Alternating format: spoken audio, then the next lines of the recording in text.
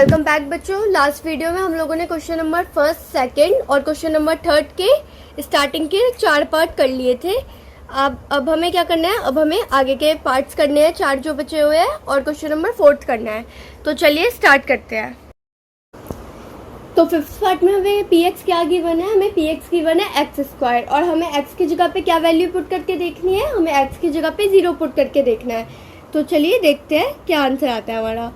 P 0 find करना है, इसका मतलब हमें तो एक्स स्क्वायर है, इसका मतलब क्या, 0 का स्क्वायर भी तो 0 ही होता है। कितना इजी क्वेश्चन था, 0 आ गया हमारा आंसर। बस इतना सही करना था फिफ्थ पार्ट में। चलिए तो अब देखते हैं हम सिक्स्थ पार्ट। देखिए सिक्स्थ पार्ट में तो कोई नंबर ही नहीं दे रखा, तो इसका मतलब क्या, ये बहुत मुश्किल है? नहीं, ये बहुत इजी है, मतलब नंबर वाले से भी ज़्यादा इजी हमें ये वाला क्वेश्चन लगेगा अभी जब आप समझ जाएंगे कि इसमें करना क्या है। तो चलिए स्टार्ट करते हैं। हमें क्या दे रखा है, x की वैल्यू -m/l, ठीक है, वो l है। x is equals to -m/l हमें गिवन है। तो हमें क्या फाइंड करना होगा, जैसे हर क्वेश्चन में हमें x की जो भी वैल्यू दी होती थी हम उसको पुट कर देते थे अपने पॉलिनोमियल में। तो अब भी हम यही करेंगे। हम क्या करेंगे, p x की जगह पे लिखेंगे -m/l is equals to l into ये x है, तो x की जगह पे क्या पुट करना था, -m/l, ठीक है, प्लस m बचा तो m तो हम डायरेक्ट लिख देंगे। तो इस l से ये l कैंसिल हो जाएगा, ये इसमें कंफ्यूज नहीं होना। जैसे देखिए मैं अगर यहाँ पे लिखूँ 2 × 3/2, तो ये मल्टीप्लाई में है तो 2 से 2 कैंसिल होता है ना। उसी तरीके से यहाँ पे हमें वेरिएबल दे रखा है, वेरिएबल भी एक दूसरे से कैंसिल हो जाएगा। तो हमारे पास क्या बच गया, p -m/l is equals to -m + m। अब अगर हमारे पास हो -2 + 2, तो हम क्या करते हैं, माइनस प्लस माइनस हो जाता है, तो इसका आंसर 0 आता है। उसी तरीके से -m + m भी 0 हो जाएगा, ये दोनों भी आपस में कैंसिल आउट हो जाएंगे और इसका आंसर भी 0 आएगा। तो हमारा आंसर 0 आ गया, हमें 0 ही तो निकालना था ना आंसर। तो इसका मतलब क्या है कि सिक्स्थ पार्ट भी वेरीफाइड है। तो हमारा सेवेंथ पार्ट है px is equals to 3x² - 1, ठीक है, और हमें x की कौन सी वैल्यूज पुट करके डालनी है, -1/3। तो हमारा सेवेंथ पार्ट है px is equals to 3x² - 1, और हमें x की कौन सी वैल्यू पुट कर देखनी है, -1/√3 और 2/3। तो चलिए स्टार्ट करते हैं। सबसे पहले हम क्या पुट करके देखेंगे, -1/√3। तो p -1/√3 इज इक्वल्स टू 3 × -1/√3 का होल स्क्वायर है ना यहाँ पे, तो इसका भी होल स्क्वायर हो जाएगा -1, ठीक है। तो सबसे पहले तो हमें ये पता होना चाहिए कि जब भी, जैसे कि एग्जांपल ले लेते हैं, √2 है, ठीक है, तो √2 × √2 का स्क्वायर तो यही होगा ना। जैसे हमें 2 का स्क्वायर करना होता है हम तो 2 × 2 4 करते हैं। उसी तरीके से जब हमें √2 का स्क्वायर करना होगा तो हम √2 × √2 करेंगे। और जब भी रूट वाले नंबर से मल्टीप्लाई होते हैं तो और अंदर सेम नंबर होता है तो फिर वो नंबर एज इट इज़ आ जाता है। ये बात आपको याद रखनी होगी, ठीक है। जब भी हम 2 रूट वाले नंबर आपस में मल्टीप्लाई करते हैं तो सेम वही नंबर आ जाता है, ठीक है। तो चलिए आगे करते हैं क्वेश्चन सॉल्व। तो हमें क्या करना था, हमें यहाँ पे सबसे पहले -1 का स्क्वायर देखना है। -1 का स्क्वायर तो 1 ही हो जाएगा, तो 3 × 1, और √3 का स्क्वायर क्या हो जाएगा, 3। अभी जैसे मैंने आपको बताया √3 × √3 3 होता है, और बचा क्या, -1। अब इस 3 से ये 3 कैंसिल हो जाएगा, उसके बाद क्या बच जाएगा, 1 - 1 1 - 1 इज इक्वल्स टू 0, ठीक है। तो यहाँ पे हमारा 0 आ गया। अब हमें क्या पुट करके देखना है, अब हमें पुट करना है 2/√3। तो p 2/√3 इज इक्वल्स टू 3 × 2/√3 का होल स्क्वायर -1।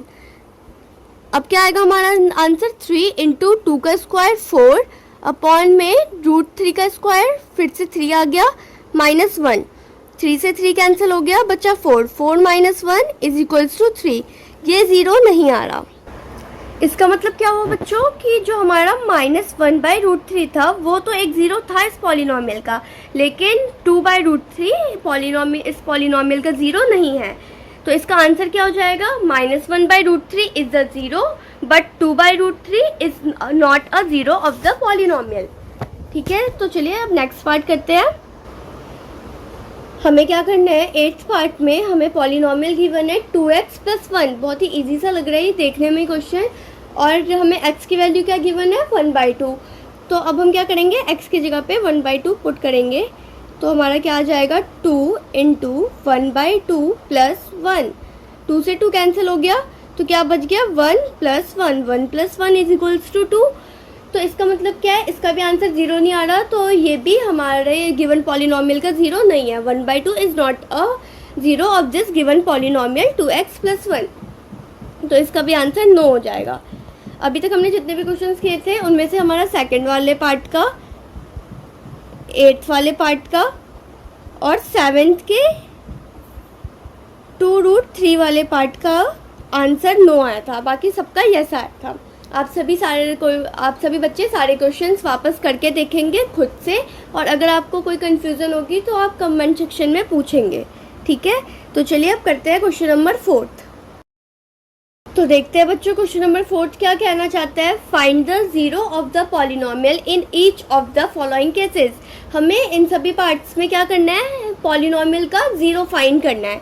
ज़ीरो क्या होता है, अभी हमने ऊपर वाला क्वेश्चन किया था तो हमने क्या किया था, यही चेक किया था कि जो x की वैल्यू है उसको पुट करके चेक किया था कि आंसर 0 आ रहा है या नहीं आ रहा। तो इस पार्ट में हमें क्या करना होगा, हमें x की वो वैल्यू फाइंड करनी है जो हम अगर x की जगह पे पुट करें तो पॉलिनॉमियल का आंसर 0 आ जाए। तो आइए देखते हैं कैसे होंगे ये पार्ट्स। बहुत इजी क्वेश्चन है, बहुत आसानी से कर लेंगे हम। तो फर्स्ट पार्ट है हमारा px = x + 5। तो इसमें हमें क्या करना है, हमें x की वो वैल्यू फाइंड करनी है जिससे इस पॉलिनॉमियल का आंसर 0 आ जाए। तो हमें क्या करना चाहिए, हमें क्या करना है, हम x + 5 जो पॉलिनॉमियल हमें गिवन है उसको 0 के इक्वल पुट कर देंगे और उसके बाद x की वैल्यू निकालेंगे। जो वैल्यू आएगी x की वही होगा इस पॉलिनॉमियल का 0, ठीक है। तो x + 5 = 0, मतलब x को अकेला करने के लिए हमें क्या करना पड़ेगा, 5 को इस तरफ भेजना पड़ेगा। तो +5 है तो दूसरी साइड जाके क्या हो जाएगा -5। तो x की वैल्यू क्या आ गई -5। इसका मतलब क्या है, इस पॉलिनॉमियल में अगर हम x की वैल्यू -5 पुट करेंगे तो आंसर 0 आएगा। चलिए एक बार चेक भी करते हैं। p - 5 = -5 + 5, -5 + 5 आपस में कैंसिल हो गए तो आंसर 0 आ गया। आ रहा है ना, आप ऐसे चेक भी कर सकते हैं सारे पार्ट्स, ठीक है। सेकेंड पार्ट में हमें px = x - 5 गिवन है। अब हम x - 5 = 0 करेंगे तो क्या आ जाएगा हमारा, 5 इधर माइनस में है तो दूसरी साइड जाके प्लस में हो जाएगा, तो x = 5 आ गया, ठीक है। तो x की वैल्यू अगर हम 5 पुट करें इस पॉलिनॉमियल में तो आंसर 0 आएगा। ये वाला पार्ट भी हो गया हमारा। देख रहे हैं ना आप कितना इजी क्वेश्चन है, 2 सेकंड में हो जा रहा है बस। अब है हमारा थर्ड पार्ट, px = 2x + 5। तो अब क्या करेंगे हम, 2x + 5 = 0 कर देंगे।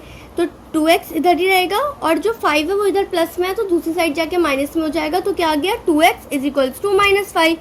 अब ये जो 2 है x के साथ ये मल्टीप्लाई हो रहा है, यहाँ पे प्लस माइनस तो हो नहीं रहा। तो मल्टीप्लाई का अपोजिट क्या होता है, मल्टीप्लाई का अपोजिट होता है डिवाइड। तो इधर जाके ये डिवाइड में हो जाएगा, x = -5/2, ठीक है। तो इसका आंसर क्या आ गया, x = -5/2। -5/2 पुट करना पड़ेगा हमें इस पॉलिनॉमियल में, तभी आंसर 0 आएगा। फोर्थ पार्ट में हमें px गिवन है 3x - 2। तो हम क्या करेंगे, 3x - 2 को 0 के इक्वल पुट करेंगे तो क्या आ जाएगा हमारा, ये जो 2 है वो इस तरफ माइनस में है तो दूसरी तरफ जाके क्या हो जाएगा प्लस। तो क्या बचा, 3x = 2। अब ये 3 यहाँ पे x के साथ मल्टीप्लाई में है तो दूसरी तरफ जाके क्या हो जाएगा, डिवाइड हो जाएगा। तो हमारा फाइनल आंसर क्या आ गया, x = 2/3। फिफ्थ पार्ट में हमें px गिवन है 3x। अब हमें क्या करना है, 3x = 0 पुट कर दिया हमने, x यहीं पे है और हमें 3 को दूसरी साइड भेजना है। तो 0/3 क्या हो जाएगा, 0/3 = 0। 0 चाहे किसी नंबर के साथ मल्टीप्लाई हो तब भी आंसर 0 आता है, और 0 अगर किसी नंबर के साथ डिवाइड हो तब भी आंसर 0 ही आता है, ठीक है।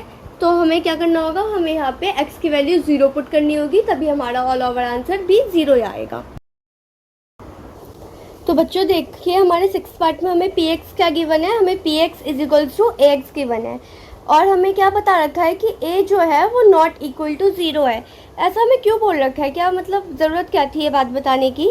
तो देखिए हम a की जगह पे कोई भी वैल्यू पुट करके देखते हैं। जैसे -2 पुट किया तो क्या बचा -2x, ये तो एक पॉलिनोमियल है। अगर मैं कर दूँ -3x तो भी पॉलिनोमियल है। अगर पॉजिटिव नंबर लूँ जैसे 6x पुट कर दिया तब भी पॉलिनोमियल बच रहा है।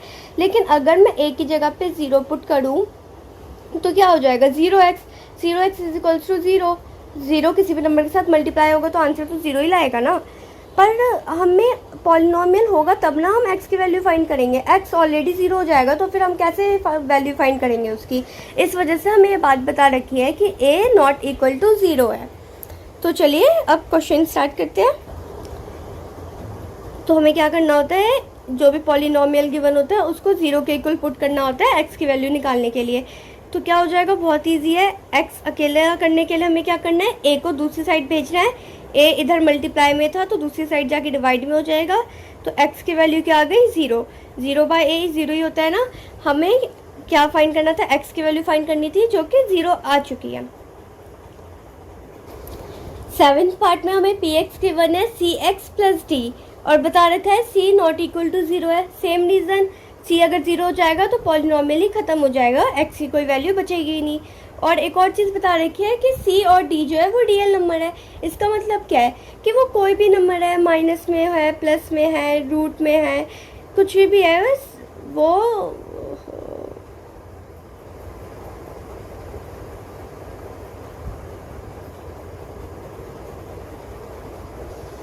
तो हमें 7th पार्ट क्या गिवन है, px is equals to cx plus d और हमें क्या बता रखा है c नॉट इक्वल टू 0 है।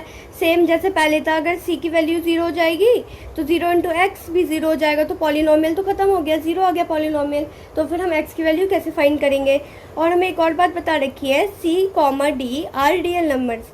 c और d जो है वो रियल नंबर्स है। रियल नंबर आप सबको पता होगा क्या होता है। रियल नंबर कोई भी नंबर जैसे माइनस में है, प्लस में है, फ्रैक्शन है या फिर रूट में है, कोई भी नंबर हो सकते हैं। सी और डी रियल नंबर है, ठीक है। तो चलिए अब सॉल्व करते हैं। C X plus T is equals to 0। तो क्या करना पड़ेगा हमें, पहले x को अकेला करने के लिए d को दूसरी तरफ भेजा तो क्या हो जाएगा -d। यहाँ पे प्लस में है तो वहाँ जाके माइनस में आ जाएगा। बचा C X is equals to -d। x को फिर से अकेला करने के लिए क्या करना पड़ेगा हमें, -d और c मल्टीप्लाई में था तो यहाँ के डिवाइड हो जाएगा।